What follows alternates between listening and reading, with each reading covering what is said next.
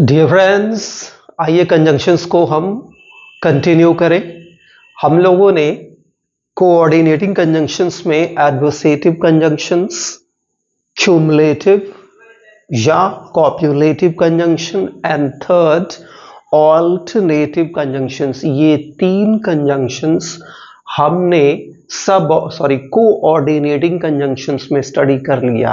आइए हम लोग कोऑर्डिनेटिंग कंजंक्शन का जो लास्ट कंजंक्शन होता है दैट इज एलेटिव कंजंक्शन, उसको देखें। उसके बाद हम सबऑर्डिनेटिंग कंजंक्शंस को स्टडी करेंगे।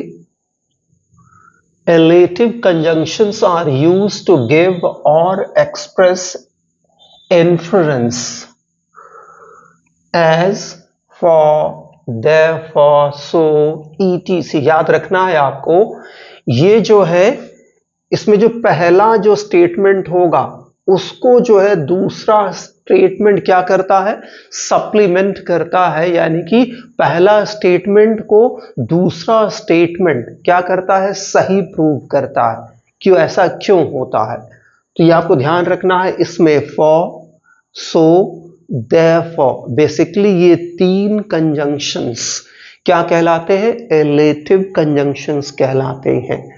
जहां पे फॉर बिकॉज का सेंस देता है, इसलिए बिकॉज भी कुछ केसेस में एज एलेटिव कंजंक्शंस यूज होता है। देखिए example, will die one day means we shall या we will die one day, हम एक दिन मर जाएंगे। फॉर वी आर मॉर्टल, क्योंकि हम मरणशील हैं। नेक्स्ट देखिए, शी इज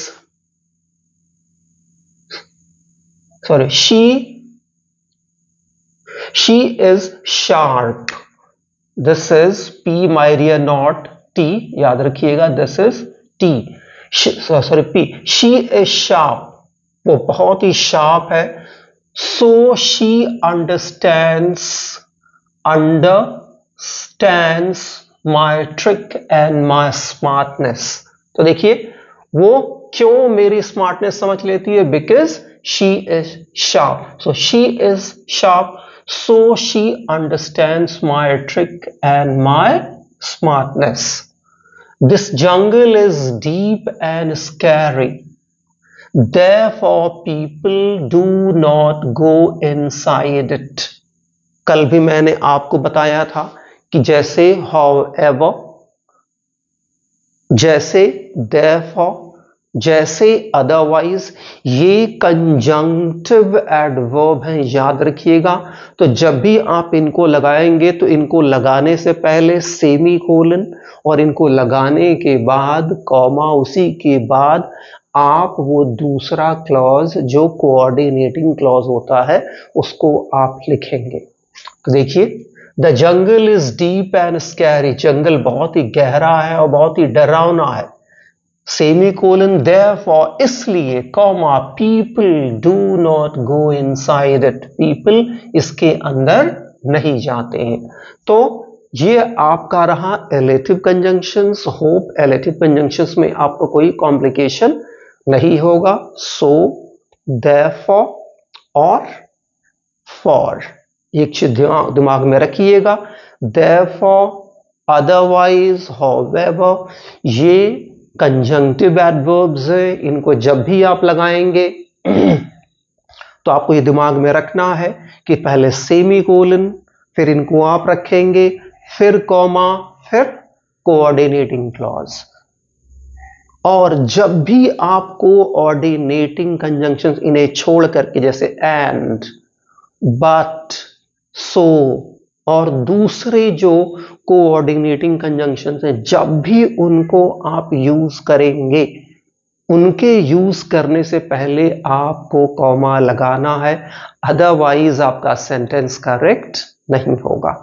आइए अब हम लोग सबऑर्डिनेटिंग कंजंक्शन शुरू करते हैं। Subordinating conjunction joins a clause to another on which it depends for its complete meaning. याद रखिएगा, सबऑर्डिनेटिंग क्लॉज वो क्लॉज, सबऑर्डिनेटिंग कंजंक्शंस उन कंजंक्शंस उन दो तरह के क्लॉजेस को कनेक्ट करते हैं जिसमें से एक डिपेंडेंट होता है और एक इंडिपेंडेंट होता है। ये आपको दिमाग में रखना है कि जब भी आप सबऑर्डिनेटिंग कंजंक्शंस का यूज कर रहे हैं, इट मींस इस तरह के आप दो क्लॉजेस को कनेक्ट कर रहे हैं जिसमें एक की मीनिंग अपने आप में कंप्लीट है, जबकि दूसरे को एक क्लॉज की जरूरत होती है अपनी मीनिंग को कंप्लीट करने के लिए। जैसे देखिए कुछ examples, I spoke to him. देखिए ये चीज आई स्पोक टू हिम, ये क्या है? ये कंप्लीट मीनिंग दे रहा है, because his brother was not at home. Because his brother was not at home, ये क्या हो जा रहा? ये पूरा क्लॉज हो जा रहा है क्या? आपका सबऑर्डिनेटिंग क्लॉज, यानी कि डिपेंडेंट क्लॉज। ये डिपेंडेंट सबऑर्डिनेटिंग क्लॉज क्यों कहलाता? बिकॉज ये बिकॉज से शुरू हो रहा है, जो एक सबऑर्डिनेटिंग कंजंक्शन है।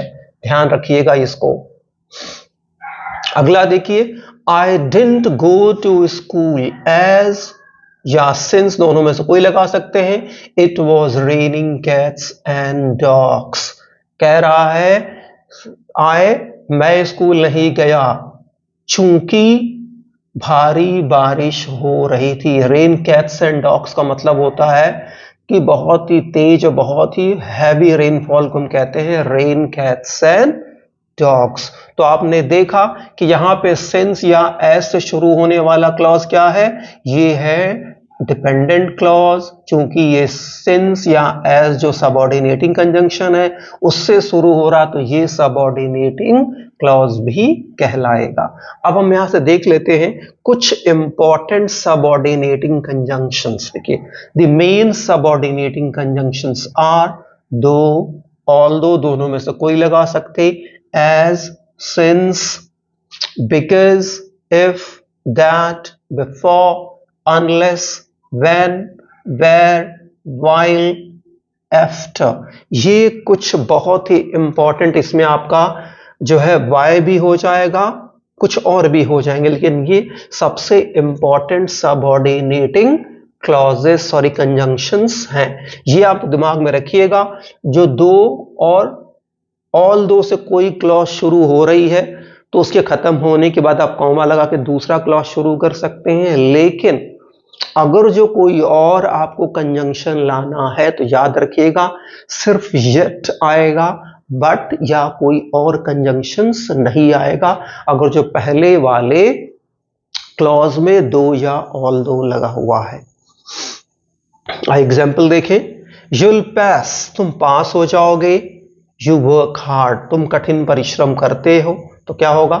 इफ यू वर्क हार्ड, देखिए यहां कॉमा, यूल पास। अब देखिए, अगर आप चाहें तो इसको इस क्लॉज को इधर कर दें और इस क्लॉज को यहां कर दें। कैसे? देखिए, पहले आप शुरू कर सकते हैं ऐसे, यूल पास, लेकिन एक चीज दिमाग में रखना, जब आप इस क्लॉज को इधर ले आएंगे, जब आप सबऑर्डिनेटिंग यानी डिपेंडेंट क्लॉज को इधर ले आएंगे, यानी कि तब ये इफ बीच में आ जाएगा, तब आपको ये क्लॉज खत्म होने के बाद कॉमा नहीं लगाना होगा। तो आप ऐसे कह सकते हैं, you'll pass if you work hard।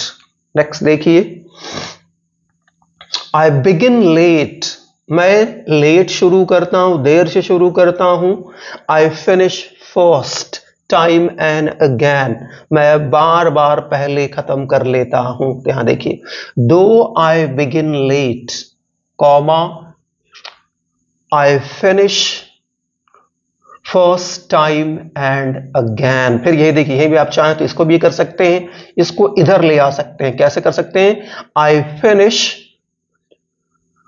first time and again though I begin late। Next देखिए, फिर ये ध्यान में रखिएगा, दो से अगर जो कोई क्लॉज शुरू हो रही तो उसको खत्म होने के बाद आप कॉमा लगा के मेन क्लॉज शुरू कर सकते हैं, लेकिन यदि आप कोई कंजंक्शन लाएंगे तो सिर्फ येट लाएंगे, बट नहीं लाएंगे। नेक्स्ट देखिए, I don't know the reason, मैं कारण नहीं जानता हूं। ही लेफ्ट अस, उसने हमें छोड़ दिया। We don't know why he left us। So we don't know, ये क्या है? We don't know, यहां पे मेन क्लॉज है, why he left us, उसने हमें क्यों छोड़ा, ये क्या हो जा रहा, ये हो जा रहा डिपेंडेंट क्लॉज, वाई से शुरू हो रहा, जो यहां पर किसका काम कर रहा, सबऑर्डिनेटिंग कंजंक्शन का, तो ये क्या हो जाएगा, ये क्लॉज यहां से हो जाएगा सबऑर्डिनेटिंग क्लॉज भी। आइए लास्ट एग्जांपल देखें। दे फाउंड देयर बुक, उन्हें अपनी किताब मिल गई, दे लेफ्ट इट, जहां उन्होंने उसे छोड़ा था, तो उन्हें अपनी किताब वहीं मिल गई जहां उन्होंने छोड़ा था। So they found their book where they left it. So I hope my dear friends, आपको एलिटिव कंजंक्शंस और आपको उसके बाद जो सेकंड सबऑर्डिनेटिंग कंजंक्शन है, ये आपको क्लियर हो गया होगा। अगली वीडियो में मैं आपके लिए इन कंजंक्शन की बेसिस पे कुछ जो है एग्जाम्पल्स लेके आऊंगा, प्लस जो कुछ बहुत ही इंपॉर्टेंट कंजंक्शंस हैं जो उसमें कोऑर्डिनेटिंग भी है, सबऑर्डिनेटिंग है, उनका यूज कैसे करते हैं, उन कंजंक्शंस को लेकर के मैं आपके लिए आऊंगा। Thank you my dear friends.